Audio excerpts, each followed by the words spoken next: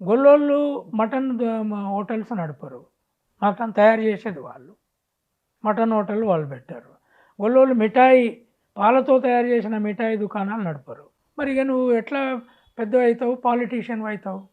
60 కోట్లు లేకుండా ఎమ్మెల్యేకి పోటీ చేయలేవు. బిజినెస్ లేకుండా ఏదవుతుంది? మీరు ఇప్పుడు మొత్తం గ్రామాలలో షాపులు మొదలు పెట్టండి, టౌన్లలో హోటల్స్ పెట్టండి.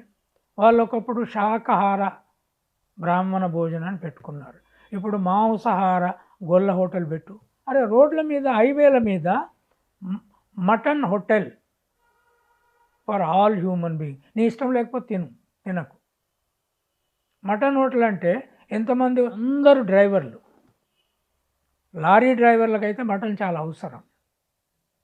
చీప్గా పెట్టి నడపండి.